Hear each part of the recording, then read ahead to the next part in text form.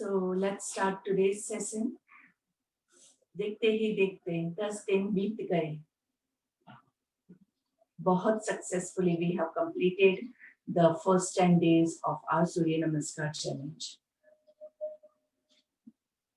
और ऐसे ही देखते देखते 21 दिन और हमारे जो है वो बीत जाएंगे और हमारा नेक्स्ट चैलेंज 51 डेज का, उसके लिए हम बहुत इजीली प्रिपेयर हो जाएंगे. So let's begin with today's session with a very nice conditioning. Sit in any meditative posture. कमर गर्दन सीधी रखेंगे.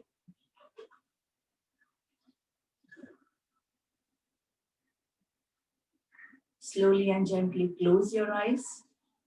चेहरे पे हल्की सी मुस्कान.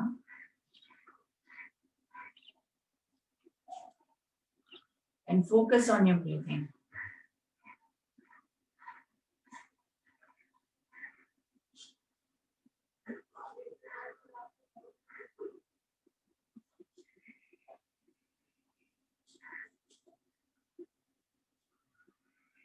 तीनों ओंकार के साथ शुरुआत करते हैं. ब्रीथ इन.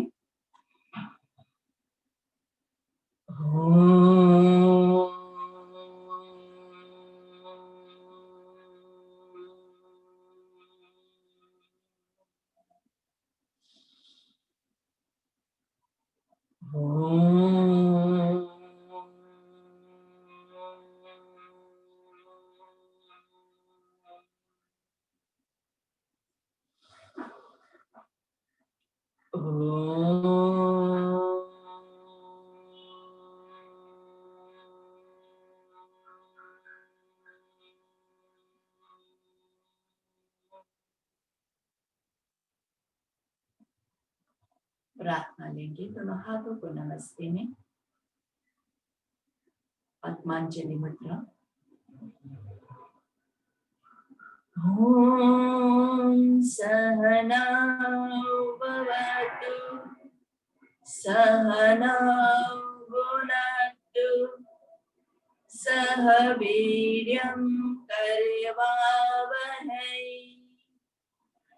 तेजस्विनावधीतमस्तु मा विद्विषावहै. ओम शांति शांति शांति.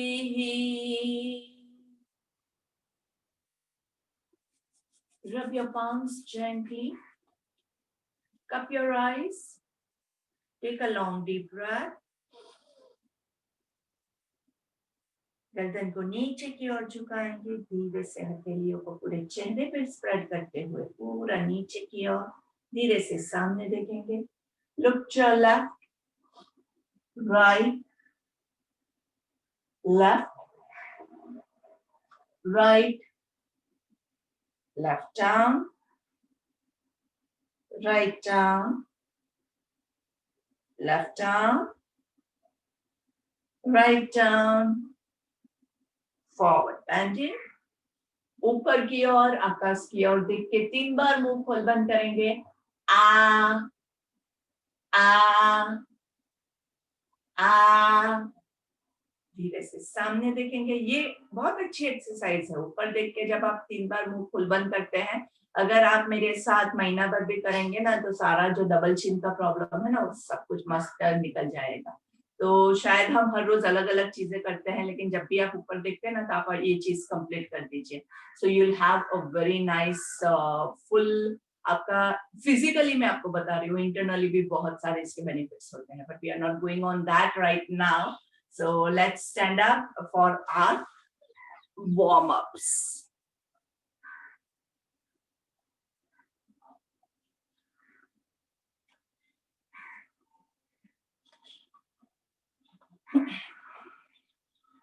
Nicely come to the beginning of your mat and stretch up. अच्छे से ऊपर पूरा खींचेंगे. Nice stretch and slowly on your toes. 1, 2, 3, 4, 5, 6. ऊपर खींचिए. 7, 8, 9 and 10 and slowly down. फिर से एक बार स्ट्रेचिंग अप, पूरा ऊपर की ओर खींचेंगे. 1, 2, 3, 4, हाथों को कानों के पीछे पुश कीजिए. 5, 6, 7, 8, 9 and 10 and release.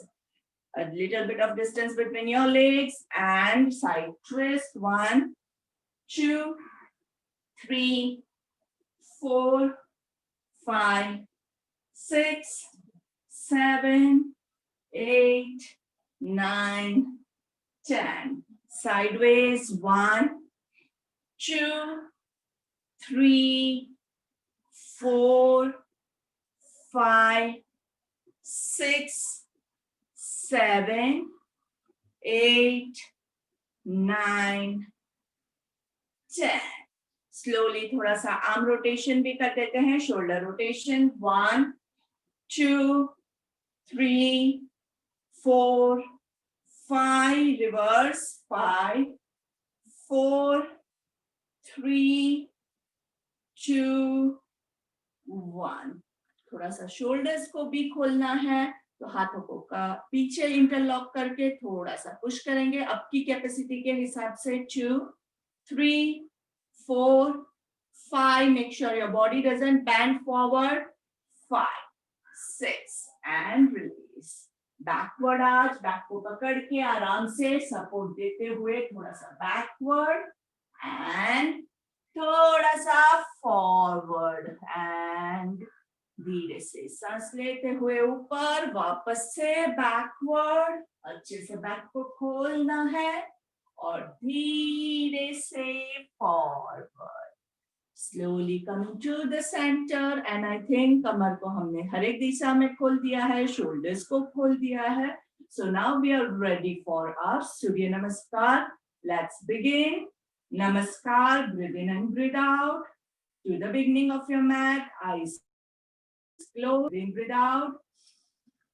Om Mitrai Namaha. Breathe in, Hastuttanasana. Breathe in, breathe out, Hastapadasana.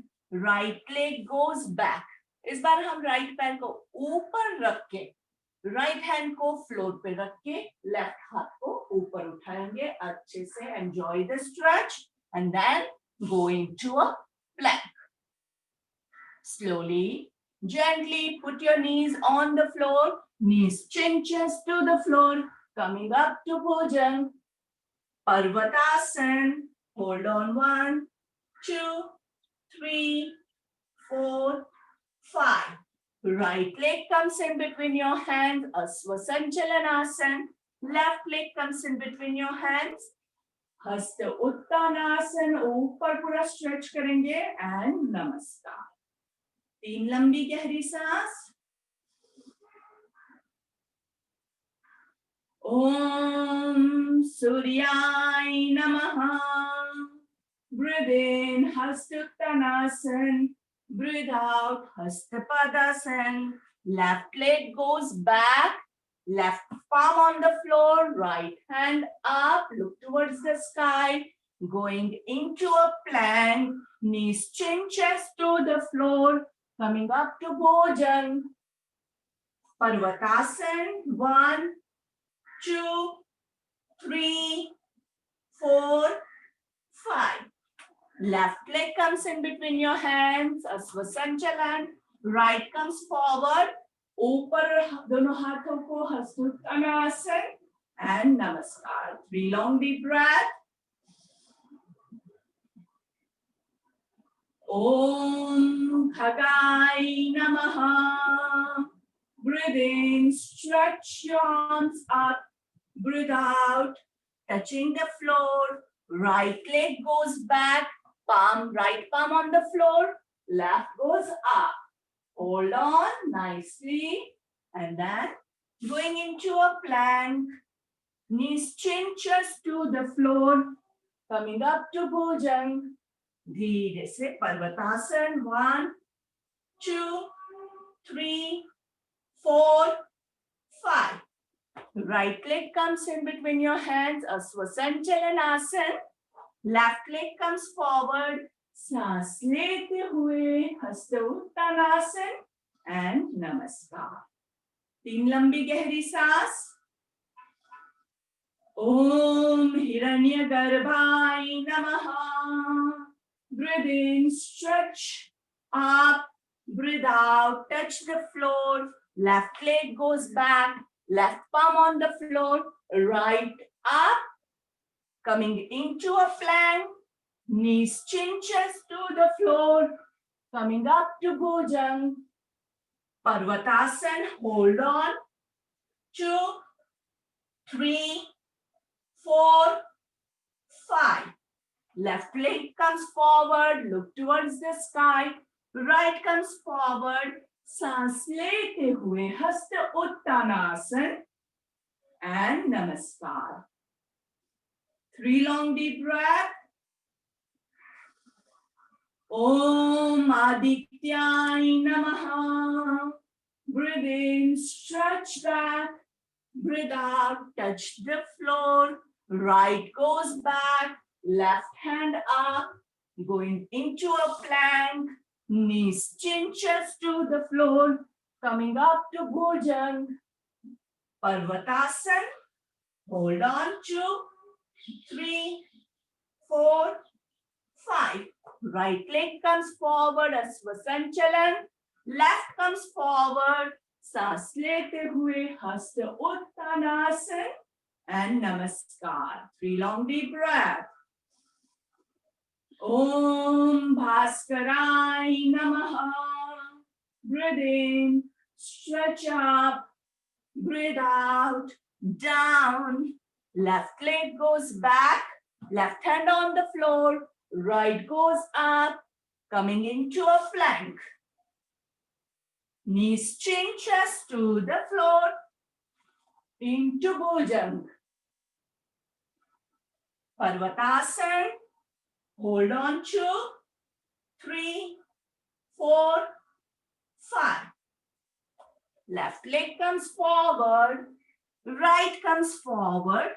सांस लेते हुए ऊपर and namaskar. Breathe in, breathe out. 3 लंबी गहरी सांस. Om Rave Namaha. Breathe in, stretch up, breathe out, down. Right leg goes back, right palm on the floor, left up, left down. Left leg goes back into a plank, knees chin chest to the floor, coming up to Bhujang. धीरे से Parvatasana. 2, 3, 4, 5. Right leg comes forward, looking up to the sky. Left comes forward, सांस लेते हुए ऊपर and namaskar. 3 लंबी गहरी सांस. Om Bhanve Namaha. Breathe in, Hastottanasana. Breathe out, Hastapadasana. Left leg goes back, left palm on the floor, right goes up, coming into a plank. Knees chin chest to the floor, up to Bhujang. Parvatasana.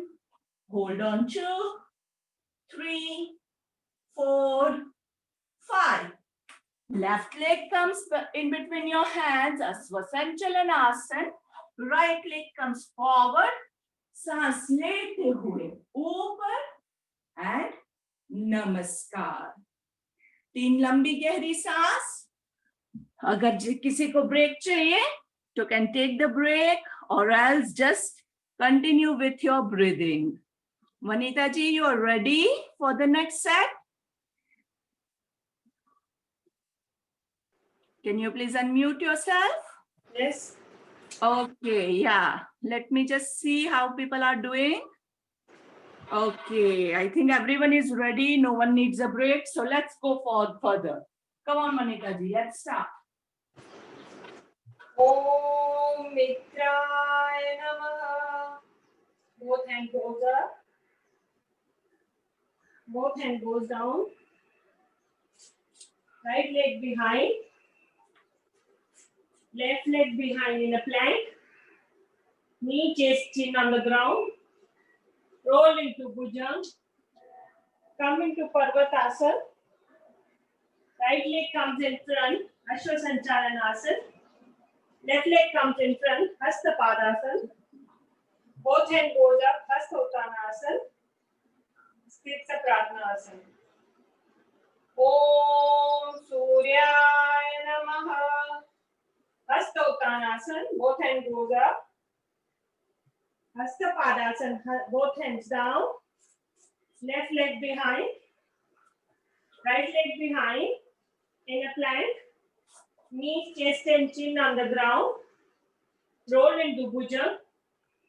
Come into Parvatasana. Left leg in front. Ashwasanchalanasana. Right leg in front. Hastapadasana. Both hands goes up. Hastottanasana. Sthita Pratnasana. Take a deep breath. Om Khagaya Namaha. Both hands goes up. Hastottanasana. Both hands goes down. Hastapadasana. Right leg goes behind. Left leg goes behind in a plank. Knee, chest and chin on the ground. Ashtanga Namaskar. Roll into Bhujang. Come back in a Parvatasana. Right leg, bring your right leg in front. Ashwasanchalanasana. Left leg in front. Hastapadasana. Both hands goes up. Hastottanasana. Sthita Pratnasana. Take a deep breath. Om Hiranyagarbhaya Namaha. Both hands goes up. Both hands goes down. Hastapadasana. Left leg goes behind. Ashwasanchalanasana. Right leg goes behind into a plank. Knee, chest and chin on the ground. Roll into Bhujang. Come into a Parvatasana. Bring your left leg in front. Ashwasanchalanasana. Right leg in front. Hastapadasana. Both hands goes up. Hastottanasana. Sthita Pratnasana. Take a deep breath. Om Adityaya Namaha. Both hands goes up. Hastottanasana. Both hands goes down. Hastapadasana. Right leg goes behind. Ashwasanchalanasana. Left leg goes behind into a plank. Knee, chest and chin on the ground. Roll into Bhujangasana. Back to Parvatasana. Bring your right leg in front. Ashwasanchalanasana. Left leg in front. Hastapadasana. Both hands goes up. Hastottanasana. Sthita Pratnasana. Take a deep breath in. Om Bhaskaraya Namaha. Both hands goes up. Both hands goes down. Hastapadasana. Left leg goes behind. Ashwasanchalanasana. Right leg goes behind into a plank. Knee, chest and chin. Ashtanga Namaskar. Roll into Bhujangasana. Back to Parvatasana. Bring your left leg in front. Ashwasanchalanasana. Right leg in front. Hastapadasana. Take both hands behind. Hastottanasana. Sthita Pratnasana. Take a deep breath. Om Raviye Namaha. Both hands goes up. Both hands goes down. Hastapadasana. Right leg goes behind. Ashwasanchalanasana. Left leg goes behind into a plank. Knee, chest and chin on the ground. Ashtanga Namaskar. Slowly roll into Bhujanga. Back to Parvatasana. Bring your right leg in front. Ashwasanchalanasana. Bring your left leg in front. Hastapadasana. Take your both hands behind. Hasta Uttanasana. Sthita Pratnasana. Take a deep breath. Inhale. Om Khagaya Bhanave Namaha. Both hands goes up.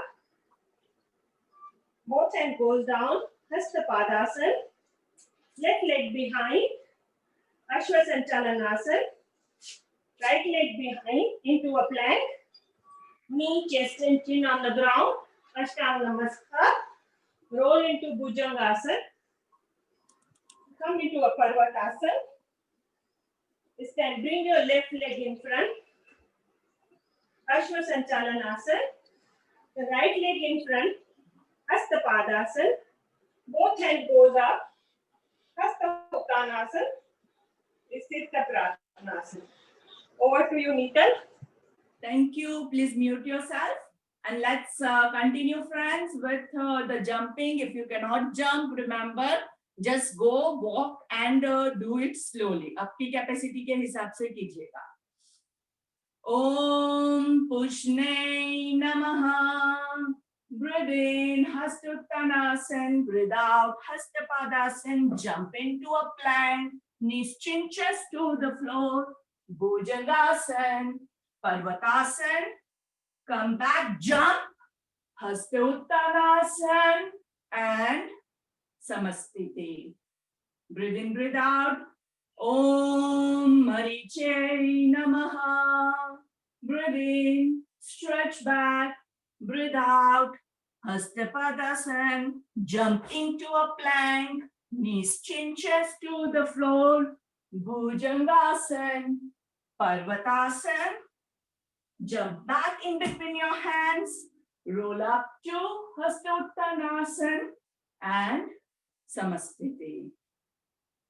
Om Arikai Namaha. Breathe in, stretch up. Breathe out, stretch down. Jump into a plank.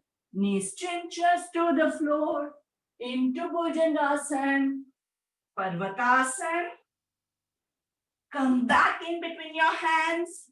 Roll up to Hastuttanasana and Samastiti. Om Savitre Namaha. Breathe in, Hastuttanasana. Breathe out, Hastapadasana. Jump into a plank. Knees chin chest to the floor. Bhujangasana. Parvatasana. Jump back in between your hands. सांस लेके ऊपर and Samastiti. And the last one, we'll do it with a little bit of hold. आराम से आपकी capacity के हिसाब से कीजिएगा. Breathe in and breathe out. Breathe in and breathe out. 3 long deep breaths.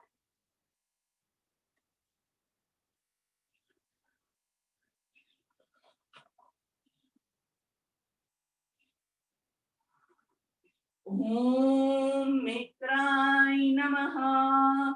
1, 2, 3, 4, 5, 6, 7, 8, 9 and 10. And going into Utkatasana. Nice. Namaskar. थोड़ा सा knees को bend करेंगे. थोड़ा सा. अच्छे से feel the stretch in your thighs.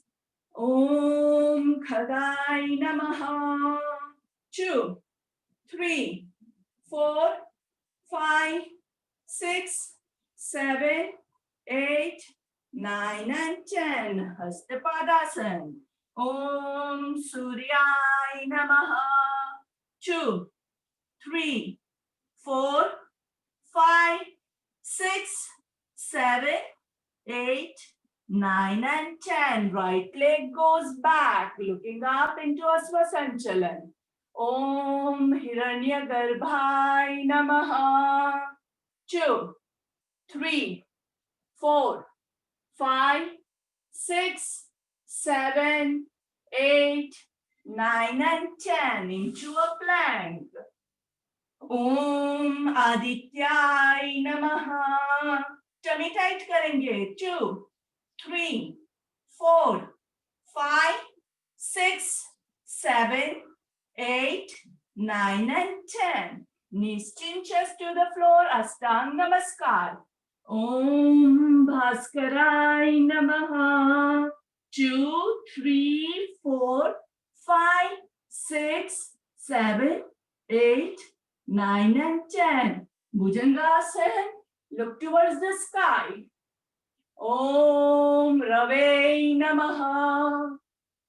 2, 3, 4, 5, 6, 7, 8, 9 and 10. Parvatasana. Om Bhanuve Namaha.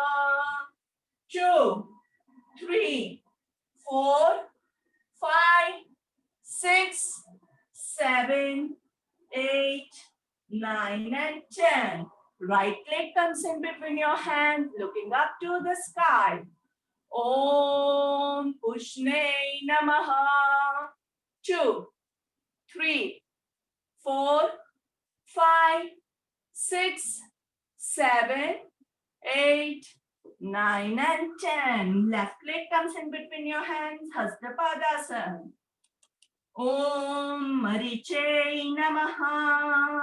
2, 3, 4, 5, 6, 7, 8, 9 and 10. सांस लेते हुए ऊपर हस्तोत्तानासन. Om Arikai Namaha. 2, 3, 4, 5, 6, 7, 8, 9 and 10. And Namaste Om Savitru Surya Narayanay Namaha. So thank you and congratulations. We have completed the 21 Surya Namaskar of the day. Going into a Savasana. A quick Savasana.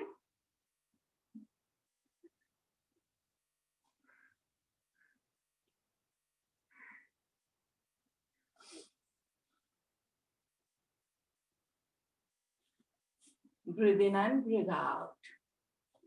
आराम से cooling down your body.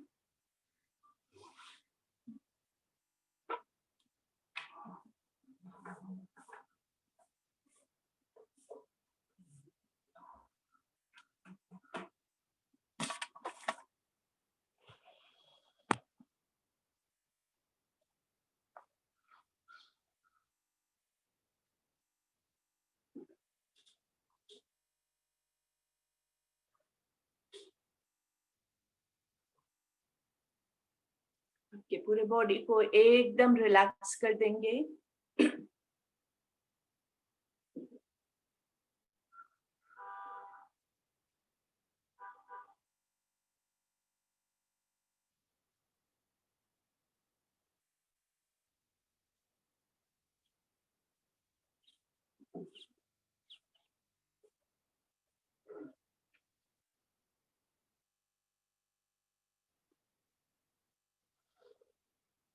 Focusing on your breath, releasing all the stress out of your entire body.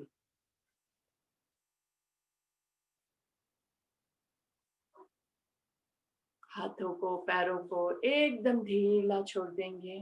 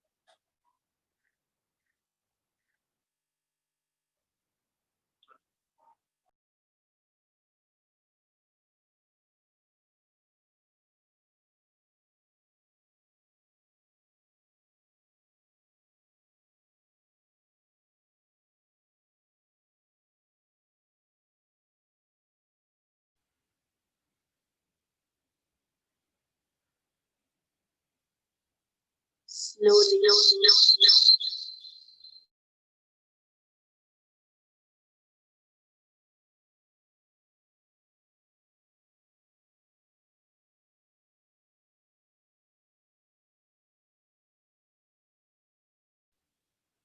Sorry about that.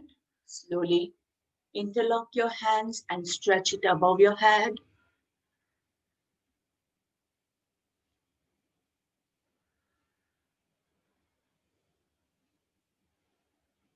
अच्छे से हाथों को ऊपर की ओर खींचेंगे, पैरों को नीचे की ओर खींचेंगे.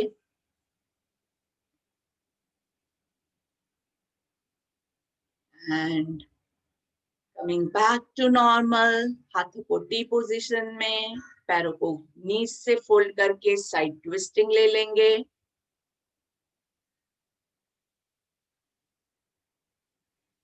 Twist on one side.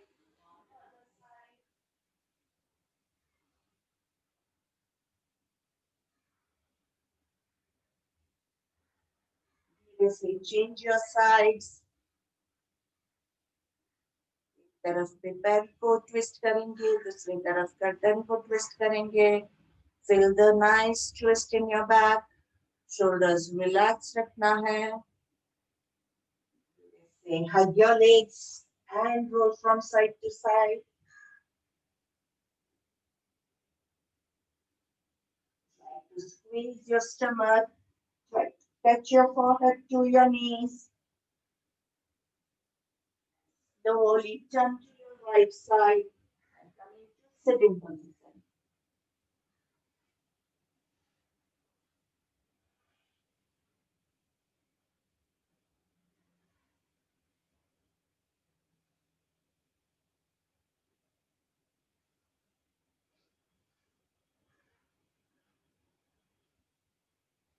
आंखें बंद रखने की कोशिश करेंगे. धीरे से बैठ जाएंगे. Sit into any meditative comfortable position and 3 भ्रामरिक ले लेते हैं. Close your ears and your eyes.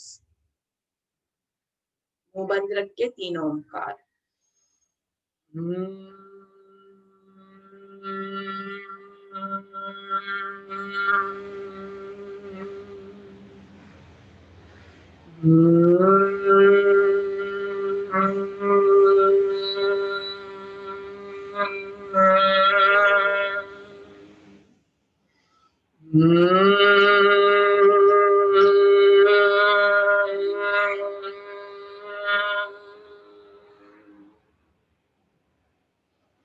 प्रार्थना ले लेंगे. गायत्री मंत्र.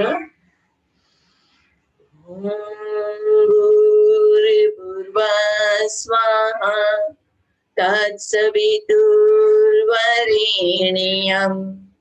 भर्गो देवस्य धीमहि धियो यो नः प्रचोदयात्. ओम शांति शांति शांति. एक हाथ से दूसरे हथेली को कमर के पीछे होल्ड करेंगे. पूरा पीछे आराम से खींचना है और धीरे से सांस छोड़ते हुए फॉरवर्ड बेंडिंग. आगे आप जहां तक जा सकते हैं वहां तक जाएंगे. गर्दन को पूरा लूज छोड़ देना है. लूजन your neck, लूजन your shoulders, लूजन your back. पिता परमेश्वर के चरणों में, गौ माता के चरणों में अपना शीश झुका रहे हैं, ऐसा महसूस करना है.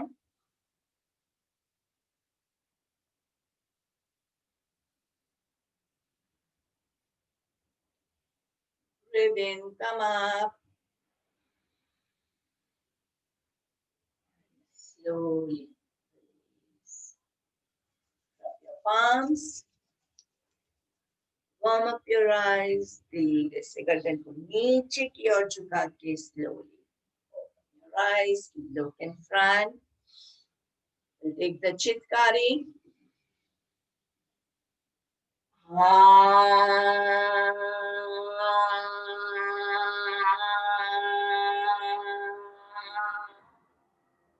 And the Chitkari.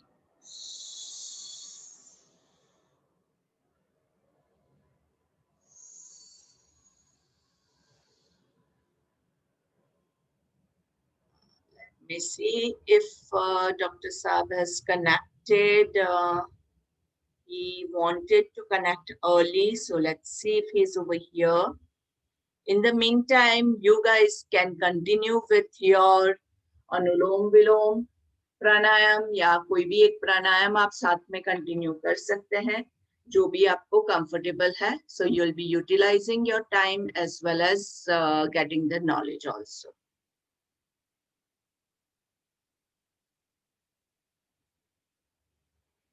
Making a unmute for all of you, so if someone has anything to share, it's okay, but without any reasons, please do not unmute yourself.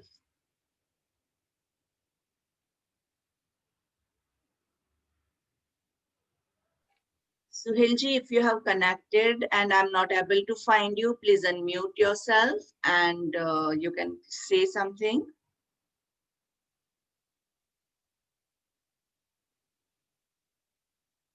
We already have Kundi ji with us. Welcome, Kundi ji. Namaste. नमस्ते जी, नमस्ते नितल जी. तो आज आप जल्दी join हो गए. Thank you very much कुंडी जी. First of all आपको भी बगा रहे हैं. हाँ जी, हाँ जी. And yes we do have. आज करवा चौथ का व्रत है, सभी को बहुत बहुत मुबारकबाद. अच्छा, हाँ जी. आपने भी व्रत किया हुआ है? नहीं, मैं तो नहीं रखता जी कोई व्रत. चलिए ठीक है. We have Dr. Suhail Dalal with us. So welcome Suhail ji. And please unmute yourself.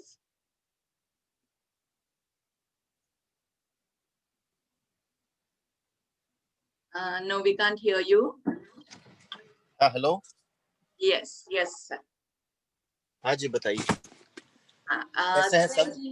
Yes, आज आप हमारे साथ जुड़े हैं. First of all, welcome to you. आपके busy schedule में से आपको हमने बुला दिया है यहाँ पे. So thank you very much for joining. And we are awaiting for the health tip of the day, special tip from you. Ji. Good morning everybody. और सभी ज्यादातर लेडीज आपके सेशन में हैं, तो आज करवा चौथ है, तो आप सब लोगों का व्रत अच्छे से जाए, ऐसी शुभकामनाएं हैं मेरी. और स्पेशली आज नीतल जी से मेरी कल बात हुई थी, तो हम लोग आज बात करने वाले हैं स्पेशली ऑन थायराइड. तो थायराइड ग्लैंड जो है हमारे गले में, यहाँ पे एक बटरफ्लाई के शेप की छोटी सी ग्लैंड है, जिसका हमारी बॉडी में बहुत बड़े फंक्शंस करती है. वो जनरली उसकी जो प्रोसेस है, उसकी जो काम करने की जो क्रिया है, उसमें जब विक्षेप आता है तो रोग पैदा होते हैं. 2 टाइप के रोग हमने ज्यादातर देखे हुए हैं, हाइपोथायरॉयडिज्म एंड हाइपरथायरॉयडिज्म. और आजकल का जो समय है, आजकल की जो लाइफस्टाइल है, उसकी वजह से हाइपोथायरॉयडिज्म के पेशेंट्स जो है वो मार्केट में बहुत बढ़ रहे हैं. हाइपोथायरॉयडिज्म ज्यादातर 90% केसेस में फीमेल्स में होते हुए देखा जाता है. 10% केसेस में जो है वो मेल में देखा जाता है. और हाइपोथायरॉयडिज्म में जनरली वजन जो है हमारा वो बढ़ता है, क्योंकि हाइपोथायरॉयडिज्म में थायरोक्सिन का स्त्राव कम हो जाता है. और थायरोक्सिन की कमी की वजह से, थायरोक्सिन का मुख्य काम जो है, हमारी थायराइड ग्लैंड जो थायरोक्सिन पैदा करती है, उसका मुख्य काम जो है वो हमारी मेटाबॉलिज्म, यानी पाचन की, पूरे शरीर की जो पाचन की क्रिया है, मेटाबॉलिज्म की प्रोसेस, उसको करना होता है. तो जब ये थायरोक्सिन का सिक्रीशन कम होता है, तो ऑब्वियसली मेटाबॉलिज्म की प्रोसेस वीक होने की वजह से ज्यादातर केसेस में ऐसा देखा जाता है कि शरीर की जो सारी धातुएं हैं, 7 धातु हमारी बॉडी में है आयुर्वेद के हिसाब से: रस, रक्त, मांस, मेद, अस्थि, मज्जा, शुक्र. तो रस यानी कि हमारा गैस्ट्रिक जूस, जो हमारे पेट में हम खाना खाते हैं, उसका जो जूस बनता है, वो मेटाबॉलिज्म की प्रोसेस ही प्रॉपर नहीं होती है, तो वो डाइजेशन नहीं होता है उसका. उसकी वजह से आगे की जो चीजें हैं, जैसे रक्त है, मांस है, मेद है, अस्थि, मज्जा, शुक्र, ये प्रॉपर मात्रा में नहीं बनती.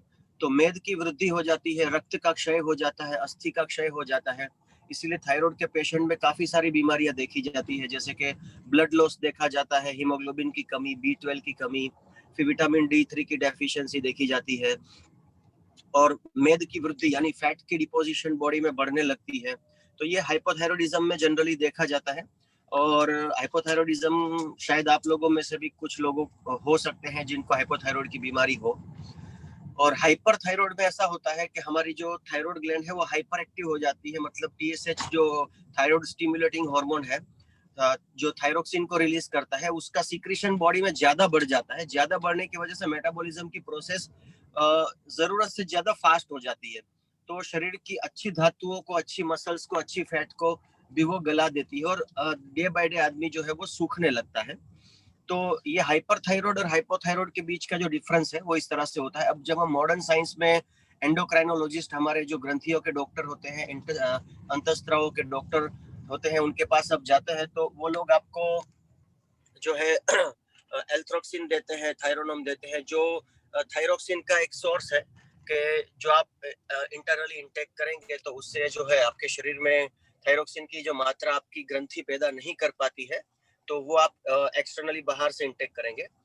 तो इस प्रकार से इसको मैनेज किया जाता है और आपको ये बता दिया जाता है कि ये लाइफ लॉन्ग आपको लेना पड़ेगा और पूरी जिंदगी जब तक आप जियोगे तब तक आपको थायराइड की दवाई पीनी पड़ेगी। और आप सब लोग इससे सहमत होंगे क्योंकि काफी लोगों को ये पता होता है कि अगर थायराइड हुआ या डायबिटीज हुआ तो फिर पूरी जिंदगी उसकी दवाई पीनी पड़ती है। और लाइफ में एक चीज याद रखिए कि एक दवाई का रास्ता आपके शरीर में खुलता है, फिर अपने आप वो दूसरी दवाइयों का रास्ता खोलता जाता है। और हाइपोथायरॉयडिज्म के पेशेंट्स हमारे पास day by day clinical practice में, मेरे क्लिनिक पे ज्यादा से ज्यादा पेशेंट्स हाइपोथायरॉयडिज्म और डायबिटिक आते हैं। तो हाइपोथायरॉयड में सबसे बड़ी प्रॉब्लम तो ओबेसिटी की होती है, मोटापा बहुत बढ़ जाता है, शरीर कंट्रोल नहीं होता, चेस्ट पार्ट बढ़ जाता है, पेट का पार्ट बढ़ जाता है, पीछे मतलब बम्स का पार्ट जो है वो ज्यादा बढ़ जाता है, चेहरे पे भी फैट आ जाती है और चेहरा जो है वो बिल्कुल निस्तेज हो जाता है, शरीर की जो त्वचा है वो बिल्कुल सूखी हो जाती है, आवाज जो है वो चेंज हो जाता है, मानसिक तनाव ज्यादा बढ़ जाता है, हाथ पैरों में ऐंठन आना, हाथ पैर के मसल्स में दर्द होना, सुबह उठने पे फ्रेशनेस का फील ना होना, भूख ज्यादा लगना, कभी भूख कम लगना, पीरियड्स इरेगुलर हो जाना, ये सारे सिम्टम्स जो है वो हाइपोथायरॉयडिज्म में ज्यादातर देखे जाते हैं। और हाइपोथायरॉयडिज्म होने के जो कारण है उसमें अगर हम देखने जाए तो आयोडीन की डेफिशिएंसी उसका मेन कारण था पहले, लेकिन आज तो हमारे खाने के जो सोर्स में, क्योंकि हम एक अच्छी लाइफस्टाइल जीते हैं, हमारे सोर्स में जो है वो हाइपोथायरॉयडिज्म होने के कारण में आयोडीन की डेफिशिएंसी तो एक कारण अभी रहा नहीं है, क्योंकि बहुत सारे सोर्स से हम आयोडीन का इंटेक करते हैं। लेकिन उसके अलावा के जो रीजंस हैं उसमें अगर देखने जाए तो एनवायरमेंटल पॉल्यूशंस है, जो वातावरण में जो प्रदूषित घटक है उसकी वजह से थायराइड ग्लैंड डैमेज होती है। लेडीज में प्रेगनेंसी के बाद हाइपोथायरॉयडिज्म आने के चांसेस काफी हद तक बढ़ जाते हैं। पोस्ट प्रेगनेंसी ही काफी केसेस में देखा जाता है कि थायराइड जो होता है, हेरिडिटरी भी देखा जाता है, अगर मदर की हिस्ट्री है तो डॉटर को आने के चांसेस बढ़ जाते हैं। छोटी छोटी एज में भी थायराइड के पेशेंट्स आज की डेट में तो आते हैं, 12-15 साल, 18 साल, 20 साल की लड़कियों को भी थायराइड देखा जाता है। तो ये काफी सारे कारण हैं उसके पीछे के कि जिसकी वजह से थायराइड होता है। और स्ट्रेस, मानसिक तनाव एक बहुत बड़ा कारण है। और सबसे इम्पोर्टेंटली मैंने जो देखा है इतने सालों में कि आपकी जो लाइफ स्टाइल है, जनरली एक लड़की जब मैरिज करके अपने ससुराल में आती है तो उससे पहले की उसकी लाइफस्टाइल और उसके बाद की लाइफस्टाइल में जो फर्क पड़ता है, सोना, उठना, खाना पीना, ये जो पूरी लाइफस्टाइल चेंज होती है ना, उसकी वजह से भी देखा हुआ है कि क्योंकि हाइपोथायराइड एक लाइफस्टाइल डिसीज है और लाइफस्टाइल की इरेगुलरिटी की वजह से जो है वो हाइपोथायरॉयडिज्म होता हुआ देखा जाता है। अब हम मेन बात पे आते हैं कि क्या हाइपोथायरॉयडिज्म क्योर हो सकता है। तो आपका ये सवाल अगर आपके दिमाग में है तो उसका जवाब मैं दूंगा कि जी हाँ, हाइपोथायरॉयडिज्म जो है वो क्योर हो सकता है। आयुर्वेद में उसकी औषधियां, उसकी दवाइयां अवेलेबल है। आयुर्वेद में इस रोग को गलगंड नाम के रोग से जाना जाता है, क्योंकि यहाँ पे गले में जो है वो ग्रंथि सूज जाती है, इसके लिए संस्कृत में इसको गलगंड कहा जाता है। और मैंने अपनी क्लिनिकल प्रैक्टिस में आज तक, I don't know the exact figure, but मैं आपको ऐसा कह सकता हूँ कि तकरीबन 200 से 500 के बीच का ये फिगर हो सकता है कि जिन लोगों की थायराइड की दवाई आज तक बंद करवाई है हमने। मेरा यूट्यूब चैनल है डॉक्टर दलाल आयुर्वेदा, उस पर जाके आप हाइपोथायराइड का वीडियो देखेंगे, वहां पे भी हमने एक पेशेंट का इंटरव्यू रखा है कि जिनको थायराइड था और आयुर्वेदा मेडिसिन से बिल्कुल क्योर हो गया। Now she is not taking any medication since last so many time. तो ये क्योर हो सकता है। जिन लोगों को अर्ली स्टेज में हाइपोथायराइड आया है, जैसे 6 महीना, 1 साल, 5 साल, ये बहुत जल्दी ठीक होता है। 1 साल के अंदर का हाइपोथायरॉयडिज्म बहुत जल्दी ठीक होता है। 5 साल के अंदर का है तो 5 से 6 महीना दवाई आपको करनी पड़ेगी। बहुत लॉन्ग लास्टिंग है, बहुत पुराने समय का 20-25 सालों का है, तो फिर मैं ऐसा कह सकता हूँ कि आपको आयुर्वेदिक दवाई अगर आप करवाते हैं तो आप उसका डोज रिड्यूस करके आप लास्टली एक मिनिमम क्वांटिटी पे आ सकते हैं थायरोक्सिन की। अगर आप 100 mcg का इंटेक करते हैं तो आप 25 या 12.5 तक आप पहुंच सकते हैं। अब आयुर्वेद में आपको अगर इसकी ट्रीटमेंट करवानी है तो आप आपके सिटी में नियर बाय आयुर्वेदा कंसल्टेंट को कंसल्ट करें। जो लोग अच्छी तरीके से हाइपोथायराइड की ट्रीटमेंट करते हैं, अच्छे रेफरेंस वाले डॉक्टर के पास आप जाएं, तो उन लोगों के पास जाकर आप इसका इलाज करवाएं। आयुर्वेदा में इसका 100% सॉल्यूशंस अवेलेबल है। ठीक है Neetal ji? Thank you sir. Sunil ji, आपने एक्चुअली आई गेस सारे क्वेश्चंस के आंसर्स दे ही दिए हैं। फिर भी अगर आपके पास टाइम है तो हम क्वेश्चंस लेंगे। यू हैव हाँ द बिल्कुल ले लीजिए। हाँ जी या so yes friends, you can unmute yourself and start. काफी हाथ ऊपर उठे हुए हैं तो या आपका नाम बताइएगा और फिर चालू कीजिए। बहुत हेयर लॉस होता है। But thyroid which I am taking borderline thyroid है, तो आई एम टेकिंग 12.5 वाला। बट हेयर लॉस बहुत हो रहा है। ठीक है, अभी देखिए इसमें क्या है, मैंने आपको बताया कि थायराइड होना मतलब क्या है। थायरोक्सिन का काम मेटाबॉलिज्म को करवाना है। जब आपकी थायरोक्सिन प्रॉपर्ली रिलीज नहीं होगी तो मेटाबॉलिज्म नहीं होगी। शरीर की 7 धातुएं हैं, रस, रक्त, मांस, मेद, अस्थि, मज्जा, शुक्र। अगर रस का पाचन ही नहीं होगा तो रक्त नहीं बनेगा। रक्त की डेफिशिएंसी होगी तो B12 डाउन होगा आपका, उसकी वजह से आपका हेयर फॉल होगा। तो इसके लिए मैं आपको एक औषधि सजेस्ट करता हूँ। आप इसका 1 से 2 महीने तक हर साल सेवन कर लीजिए। आम्ल की रसायन चूर्ण या आम्ल की रसायन टैबलेट। ये आम्ल की रसायन टैबलेट, ये 2 गोली सुबह शाम आप 1 या 2 महीने तक इंटेक कर लीजिए हर साल, तो आपका ये प्रॉब्लम सॉल्व हो जाएगा। जी या चंद्रकांत जी, आप अनम्यूट कीजिए प्लीज।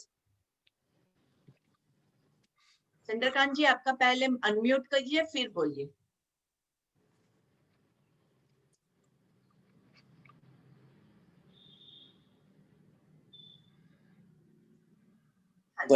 हाँ, गुड मॉर्निंग सर। या मॉर्निंग। मेरा भी अभी 5-6 पॉइंट है थायराइड। 2 साल से चेकअप करवाती हूँ तो इतना ही आता है, तो गोली चालू रखनी चाहिए कि नहीं? हाँ, गोली तो चालू रखनी चाहिए। अगर आप आयुर्वेदिक दवाइयां भी करवाते हैं तो आयुर्वेदिक डॉक्टर आपको पहले दिन से गोली बंद नहीं करवाएंगे, क्योंकि वो आपको जो डाइट और लाइफस्टाइल और आयुर्वेदिक दवाइयां देंगे उससे धीरे धीरे आपकी थायराइड ग्लैंड एक्टिव होगी। जैसे जैसे आपकी थायराइड ग्लैंड एक्टिव होगी वैसे वैसे आपकी जो एलोपैथिक दवाई है उसका डोज आपको वो धीरे धीरे घटाते घटाते बंद करते जाएंगे। ओके, तो चेकअप कराते तो नॉर्मल आता है, 5-7 पॉइंट आता है। 5-7 पॉइंट जो आ रहा है ना, वो आपकी आयुर्वेदिक जो एलोपैथिक दवाई चल रही है उसकी वजह से वो कंट्रोल में है। अच्छा, फिर बंद कर सकते हैं कंट्रोल हो जाए तो? नहीं, आप डॉक्टर को कंसल्ट किए बगैर कभी भी बंद नहीं कर सकते, वरना उसके आपकी बॉडी में काफी साइड इफेक्ट्स आ सकते हैं। साइकोलॉजिकल प्रॉब्लम भी उसकी वजह से आ सकते हैं। तो directly without any consultation of doctor आप उसको बंद कभी भी नहीं कर सकते। कभी चालू रखनी चाहिए। हाँ, खाने में सेंधा नमक का इस्तेमाल कीजिए, आयोडाइज हाँ, नमक। सेंधा नमक खाते हैं, 5 साल से सेंधा नमक 5 साल से। देखिए, थायराइड है तो इतना याद रखिएगा कि ये जो थायराइड ग्रंथि है ना, ये एनवायरमेंटल पॉल्यूशन से बहुत खराब होती है। तो सिंथेटिक चीजें बिल्कुल ना खाएं, हो सके उतना ऑर्गेनिक खाना खाएं। गेहूं है, जौ है, ज्वार है, दलिया है, मूंग है, जो भी खाओ ऑर्गेनिक खाओ। ऑर्गेनिक फूड थोड़ा आपको महंगा मिलेगा। हाँ, और दूसरा के जो ऑयल है ना उसको रिफाइन ऑयल मत खाओ, या तो फिल्टर ऑयल खाओ या फिर आप गाय का घी खाओ। रिफाइंड ऑयल से थायराइड होते हुए सबसे ज्यादा केसेस देखे जाते हैं। ओके, रिफाइंड ऑयल जी। Thank you very much. Thank you. वैसे चंद्रकांत जी, सुहेल जी वहाँ पे अडाजन में ही है, तो आप उनसे कंसल्ट भी कर सकते हैं और आपकी थायराइड की दवाई बंद ही करवा देनी है आपको। Okay, thank you. आएंगे मिलने जरूर। अडाजन मत छो। जी, अयोध्या नगरी सामने। या हाँ, मुझे एक पूछना था कि थायराइड हुआ है या नहीं, ये पता मतलब चल सकता है कि वैसे कैसे करेंगे हम? उसके लिए आपको सुबह एम्प्टी स्टमक खाली पेट में एक ब्लड रिपोर्ट करवाना होता है।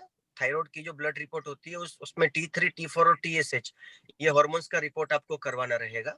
जैसे ही वो रिपोर्ट आप करवाएंगे, सुबह खाली पेट कुछ भी खाए पिए बगैर ब्लड दे दीजिए। रिपोर्ट में आपको पता चल जाएगा।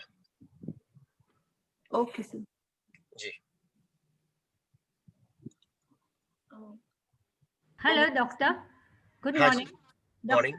थायराइड में आदमी खाली मोटा ही होता है कि पतला भी हो सकता है?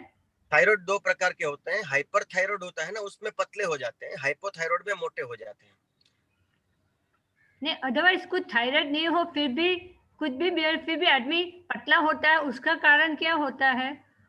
जो कुछ लोग जो पतले होते हैं उनके भी काफी सारे कारण होते हैं। जैसे एक कारण तो हाइपरथायरॉयडिज्म है ही, दूसरा कारण उनकी पाचन क्रिया का बहुत फास्ट होना, बहुत ज्यादा स्पीड से उनका मेटाबॉलिज्म वर्क करता है, वो एक कारण होता है। दूसरा, कुछ लोगों का चिंताशील स्वभाव, मानसिक तनाव इतना होता है, उसकी वजह से भी हो सकता है। कुछ लोगों को शारीरिक श्रम ज्यादा पड़ता है, फिजिकल एक्टिविटी बहुत ज्यादा होती है, उसकी वजह से भी पतला होता है। कुछ लोगों को जेनेटिक कारणों की वजह से भी, मदर फादर का बॉडी स्ट्रक्चर ही वैसा है तो उसके कारण से भी हो सकता है। तो मल्टीपल रीजंस होते हैं पतलापन के भी। डॉक्टर, मुझे 13 साल से थायराइड है और 88 का मैं ले रही हूँ। जबकि डॉक्टर ने बोला था कि बहुत ज्यादा है, यानी टोटल मेरा कंट्रोल के बाहर था। तभी 88 पर आ गया है। तब मेरा बहुत शरीर बहुत ही फूल गया था। चलने में भी बहुत मुश्किल हो रही थी, जैसे बैठे तो खड़ी नहीं हो पा रही थी, जैसे कि कुछ आधार लेकर बैठना पड़ता था। कहीं बाहर जाती थी तो जैसे दुकान में भी तो मुझे पहले कुर्सी मांगना पड़ता था कि मुझे टूल करके दो, तो मुझे बैठना है। जी। तो चलने में भी 5-10 मिनट चल जाए तो बहुत सांस फूल जाती थी। लेकिन बहुत जल्दी जैसे डॉक्टर ने पूरे रिपोर्ट से किया, और जैसे एक ने तो मुझे स्टेरॉइड दिया था तो उससे ज्यादा और तकलीफ हुई थी। फिर थायराइड की टेस्ट करने के बाद फिर जो 100 पहले 125 लेती थी, फिर 100 लिया। तो अभी मैं जो 88 ले रही हूँ तो ऐसा भी नहीं है। और जो भी हड्डियों का था तो मैंने एक्यूपंक्चर से मेरा बहुत फायदा हुआ है। प्रॉपर आप कहाँ चाइनीज। पे, आप मुंबई में रहते हैं ना? हाँ, मैं मुंबई में रहती हूँ। तो आप आपके वहाँ पे कोई भी अच्छे आयुर्वेदा कंसल्टेंट से मिलिए, उनको दिखाइए कि मैं जिनके आज रिजल्ट। तक नहीं गई हूँ, आयुर्वेद के पास नहीं गई हूँ, लेकिन आप हाँ, तो मुझे बता देंगे तो बेटर रहेगा। कोई भी आयुर्वेदिक डॉक्टर के पास जाए ना, वो आयुर्वेदिक डॉक्टर होने चाहिए। आप किसी भी वैद हकीम नीम के पास मत चले जाइए। जो आयुर्वेद की डिग्री वाले एमडी डॉक्टर हैं या आयुर्वेदा बीएएमएस डॉक्टर हैं, उन लोगों के पास आप जाइए। कोई अच्छे रेफरेंस ढूंढिए आपके फ्रेंड सर्कल में। वैसे अश्विनी जी, सुहेल जी जो है वो टेलीफोनिक कंसल्टेशन भी देते हैं। तो हाँ, उनका नंबर हमने वैसे ग्रुप में शेयर किया भी था लास्ट वीक, वापस से मैं शेयर करती हूँ। बहुत अच्छा रहेगा वो। हाँ, तो वो बहुत अच्छे से like I prefer going to him, और मेरे सारे क्वेश्चंस के आंसर के लिए मैं उनको ही परेशान बहुत अच्छी तरह से समझा। अच्छा, ऑयल के बारे में पूछना था कि ऑयल उन्होंने बोला कि अभी रिफाइंड ऑयल नहीं खाना है, तो कौन सा ऑयल प्रेफर करेंगे? जैसे सिंगदाना देखिए, है, आप है ना, कोई भी जगह पे जो ऑयल की शॉप होती है, उनको आप बोलेंगे कि हमको फिल्टर ऑयल चाहिए, तो सारी कंपनियां अभी धीरे धीरे फिल्टर ऑयल भी बनाने लगी हैं।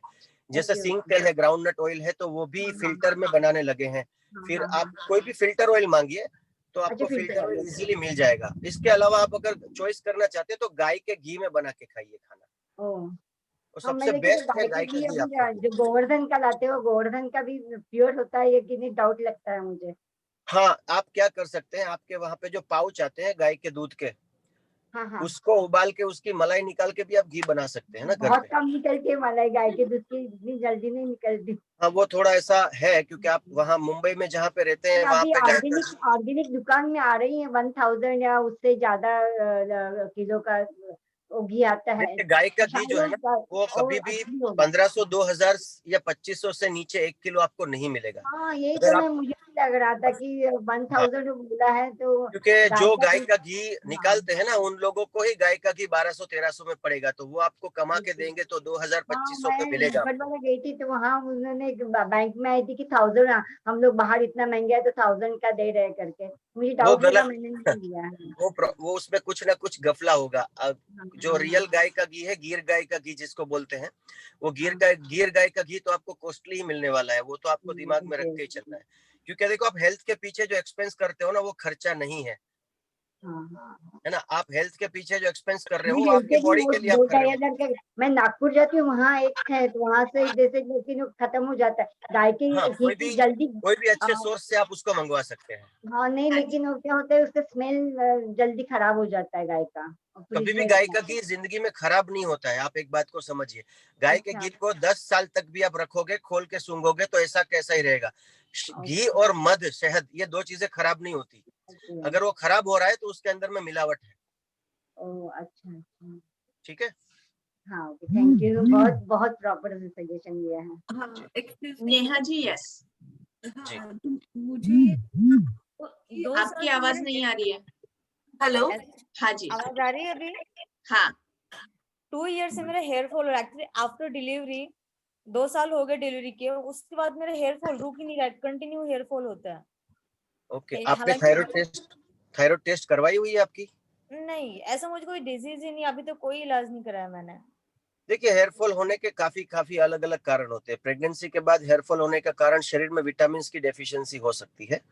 तो आप कोई भी अच्छे डॉक्टर से कंसल्ट करके उसकी आप दवाई ले लेंगे, विटामिन सप्लीमेंट्स, तो हेयर फॉल बंद हो जाएगा।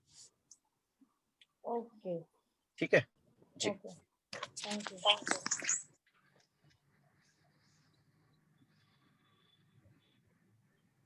yeah, anyone else has any question? I think yeah. Rashmi बोल रही हूँ, मुझे पूछना था कि मतलब बिना टेस्ट किए मतलब कोई सिम्टम्स हमें पता चलेंगे क्या कि जिससे हमें टेस्ट करना चाहिए या नहीं चाहिए? सिम्टम्स में सबसे पहला सिम्टम आपको देखने को मिलता है मॉर्निंग सिकनेस। जब आप सुबह उठते हैं ना तो आपको फ्रेश फील नहीं होता है। मॉर्निंग में आप बीमार जैसे फील करते हैं। आपके हाथ पैरों में मतलब सूजन दिखती है, चेहरे पे सूजन दिखती है, पैरों में सूजन दिखेगी, हाथ की उंगलियां जो है फूली हुई दिखेंगी। दूसरा, आपको कॉन्स्टिपेशन फील होता है, मोशन ठीक से नहीं होता है। कभी खाने की भूख ज्यादा लगेगी, कभी बहुत कम लगेगी। स्वभाव में चिड़चिड़ापन महसूस होगा। ये सारी चीजें आपको देखने मिलेंगी। अगर ये सब चीजें दिख रही हैं, वजन तेजी से बढ़ रहा है, तो आप थायराइड का टेस्ट करवा सकते हैं। Okay okay sir, thank you. Doctor, as I said, जो पतला होता है तो उसको जो थोड़ा मोटा होने के लिए क्या खाना चाहिए? जो पतला होता है उनको मोटा होने के लिए दाल चावल और खिचड़ी ज्यादा खाना चाहिए। हम ज्यादा अगर हैवी खाना खाएंगे तो मोटे नहीं हो पाएंगे। लाइट खाना खाएंगे, इजीली डाइजेस्ट होगा तो मोटे हो पाएंगे। तो जिनको मोटा होना है वो दाल, राइस, खिचड़ी, ये सारी चीजें ज्यादा खाएं। वो तो मैं रोज खाती हूँ सुबह रात।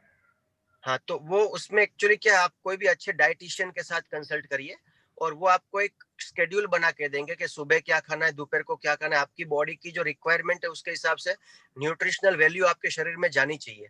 आप आयुर्वेदा डॉक्टर से भी कंसल्ट कर सकते हैं, क्योंकि पतलापन भी एक रोग है और उसमें भी हम वजन बढ़ाने की भी दवाई होती है कि जो पतले बहुत है उन लोगों का धीरे धीरे बॉडी स्ट्रक्चर अच्छा हो सकता है। तो आप कोई भी डॉक्टर से कंसल्ट करके करिए अगर खुद से नहीं हो पाता है तो। Thank you. या केता जी आपका क्वेश्चन पूछ लीजिए, आपकी आवाज नहीं आ रही। हाँ या good morning sir. Sir Yeah, आपने जो बोला था कि T3, T4 and TSH test करवाना चाहिए, सो वो कितने ड्यूरेशन में करवाना चाहिए, likewise once in a year और इट्स फॉर लॉन्ग?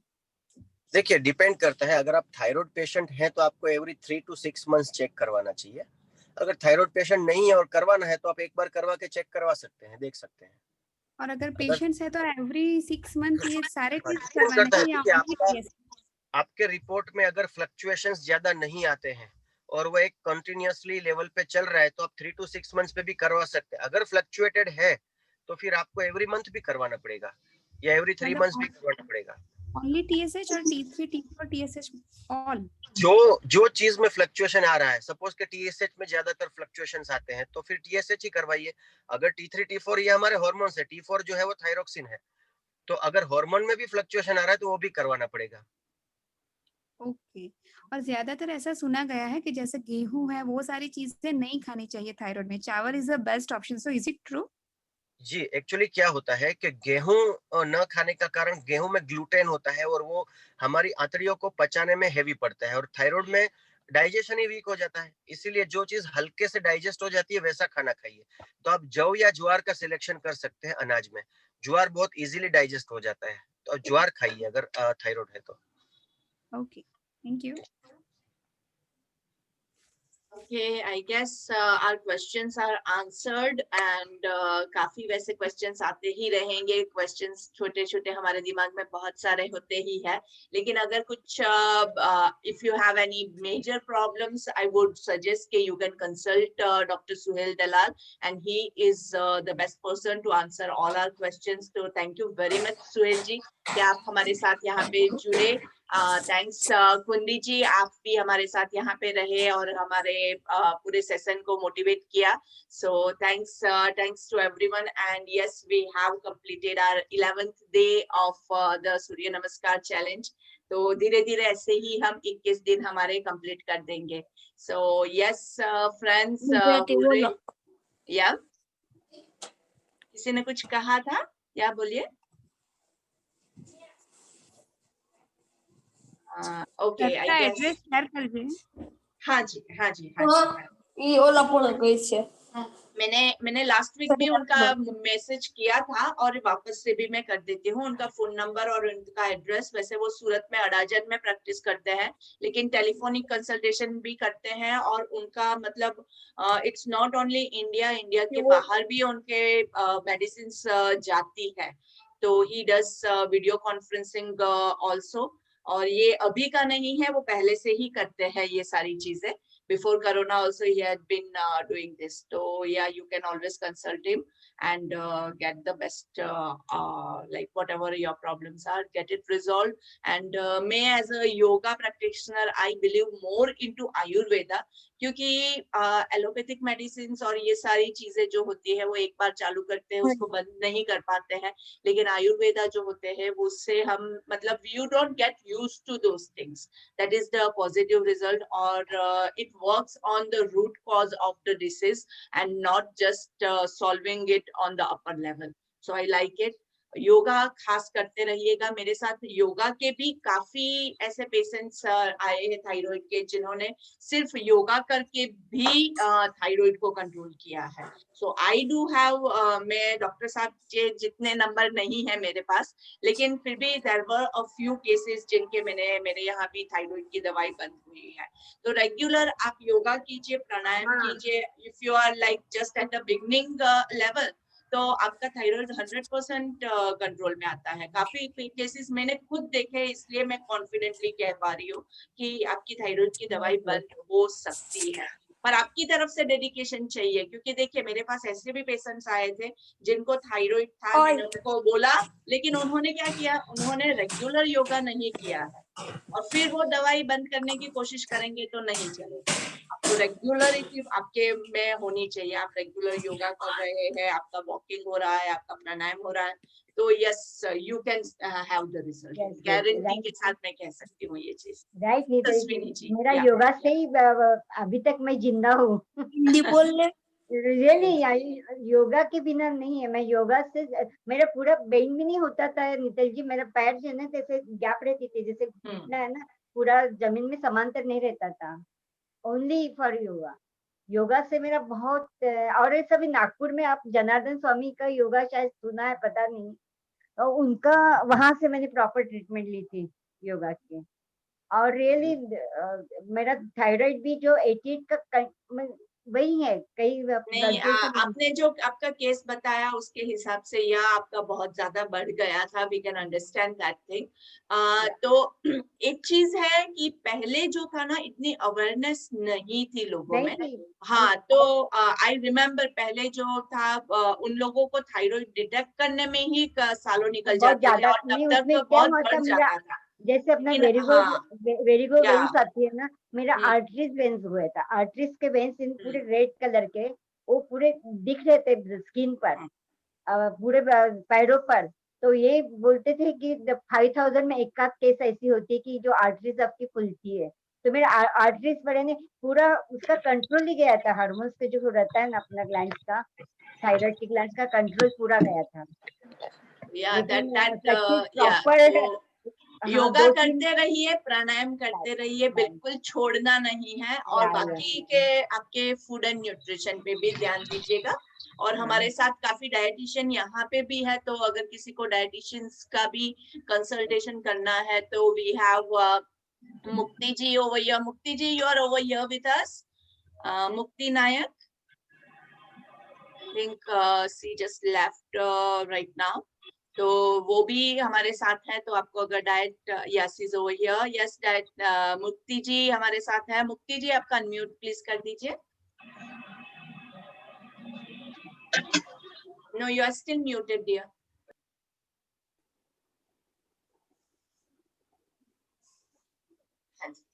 हाँ हाँ बोलिए। तो काफी लोगों को डॉक्टर साहब ने डाइटिशियन को कंसल्ट करने के लिए बताया है, तो yes I am your first patient over here. तो आपको थोड़ा सा हमें डाइट प्लान अच्छे से करके देना है। सबकी इंडिविजुअल रिक्वायरमेंट होती है एक्चुअली इसमें। हाँ, तो आपको मुझसे मिलना पड़ेगा सबको, फिर बॉडी एनालिसिस होगा, सबके साथ मेरी बातचीत होगी, फिर मुझे पता चलेगा कि आपको क्या नीड है और उस हिसाब से मैं आपको डाइट दे सकती हूँ। तो मेरा कांटेक्ट नंबर ले लीजिए आप और मुझे कंसल्ट करके आप आ जाइए। थैंक यू वेरी मच मुक्ति जी। आपका फोन नंबर आप थोड़ा सा वो मैसेज कर दीजिए। हाँ, मैं मैसेज में सेंड करती हूँ या right now. Okay. So yeah, we can always contact Mukti ji. She is very supportive. हमारे सूर्य नमस्कार के ग्रुप में भी she is very active and she is very helpful. So yes, we can always have we have lot of support over here. So आपको जिस चीज के लिए भी प्रॉब्लम है और भी कोई अगर चीज मैंने शायद कवर नहीं की है तो आप मुझे मैसेज कीजिए, हम ढूंढ के ले आएंगे वो डॉक्टर को भी और will try to have some solution for that. और मेरा तो सिर्फ एक चीज माननी है कि अगर आप योग करेंगे, आप प्राणायाम करेंगे, आपका रेगुलर लाइफस्टाइल रहेगा तो आपको कोई प्रॉब्लम हो ही नहीं सकता है, कोई हो ही नहीं सकता है। 100% हम सब चीज क्योर है। yes. सब क्योर है। अनक्योरेबल मेरे हिसाब से तो ऐसी कोई चीज नहीं है। आप एफर्ट करोगे फुलफिल तो कंप्लीटली आप रिकवर होगे ही होगे। और ऐसे डाइट से भी ऐसे कई सारे रोग है और ये हाइपोथायरॉयडिज्म और हाइपो और हाइपर दोनों कंट्रोल में आते हैं। अभी पीसीओडी भी ज्यादा चल रहा है तो उसमें भी काफी पॉजिटिव रिजल्ट आ रहे हैं। तो आप योगा और डाइट ये और आपकी लाइफस्टाइल ये मैनेज करोगे तो कंप्लीटली आप रिकवर हो जाओगे, उसकी मैं गारंटी देती हूँ। नीतल भी देती है और मैं भी देती हूँ। Thank you Mukti ji for supporting my words and yes, give preference to your health. आपकी हेल्थ को अगर आप प्रेफरेंस देंगे, बाकी सारी चीजों को देना है, ये नहीं कह रही हूँ कि नहीं देना है, लेकिन योग says that your first duty is towards your own body. तो आप अपने बॉडी को फर्स्ट प्रेफरेंस दीजिए, उसके बाद बाकी सारी चीजें कीजिए, क्योंकि अगर आप खुद हेल्दी नहीं है तो आप बाकी कुछ बाद में कर नहीं पाएंगे। भले आपको किसी को हेल्प करना है, आप अपने फैमिली को सपोर्ट करना चाहते हैं, कुछ भी करना है, उसके लिए आपका बॉडी हेल्दी होना बहुत जरूरी है। नहीं तो आप ही चल नहीं पाएंगे तो आप उनके ऊपर बोझ बन जाओगे। तो इट इज वेरी इंपॉर्टेंट। और ये चीज प्रॉब्लम आए उसके बाद मत जागो, सबको आता ही है। अगर आप क्या नहीं करोगे, अगर किसी मशीन को भी हम अगर सर्विस नहीं कराते हैं, गाड़ी की भी सर्विस नहीं कराते हैं तो वो भी रुक जाती है। तो अपना तो बॉडी है, इसको आपको केयर करना ही पड़ेगा, इतना आप समझ लीजिए। जितना आप ज्यादा केयर करोगे उतना वो ज्यादा आपको सपोर्ट करेगा और लास्ट तक आपका साथ देगा। So yeah, I guess friends, we have had a very good chat. We had a very good time together. So see you tomorrow morning. Thanks everyone for joining with us. Bye bye. Have a good and great day. Yeah, good day. Thank you.